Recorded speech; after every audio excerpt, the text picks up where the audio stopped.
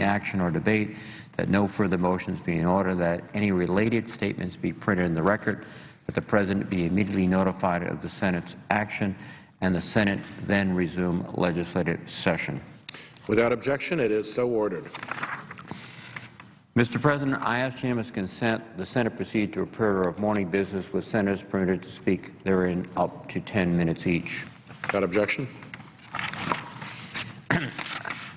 Mr. President, I ask unanimous consent the Senate proceed to Senate Resolution 437 submitted earlier today. Clerk will report. Senate Resolution 437, congratulating the Boston College men's ice hockey team on winning its 5th National Collegiate Athletic Association Division I Men's Hockey Championship. Is there objection to proceeding to the measure? Without objection, so ordered.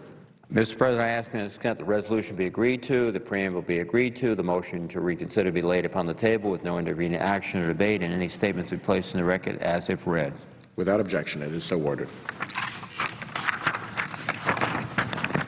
Mr. President, I ask unanimous consent the Senate proceed to the immediate consideration of Senate Resolution 438, which was submitted earlier today by Senator Lautenberg.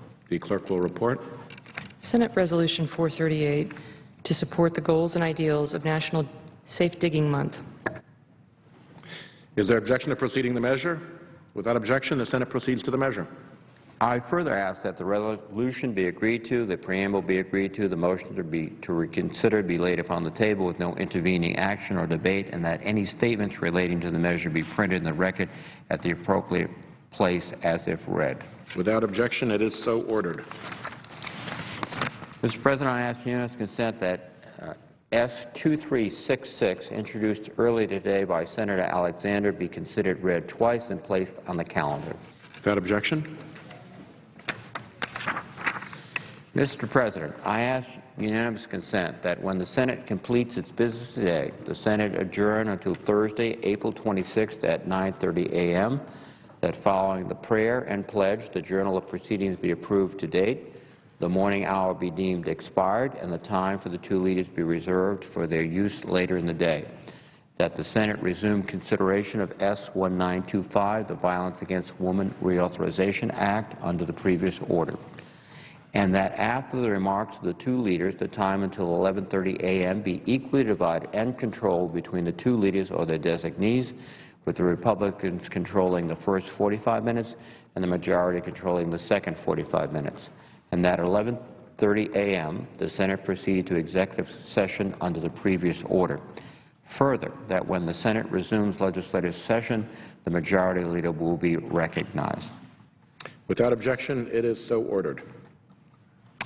There will be two votes tomorrow at noon on confirmation of the Costa and Guadarrama nominations.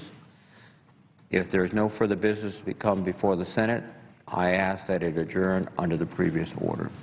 The Senate stands adjourned until Thursday, April 26th at 9:30. So the Senate's gavelled out, but earlier today members passed a bill that changes the U.S. Postal Service. The vote 62 to 37.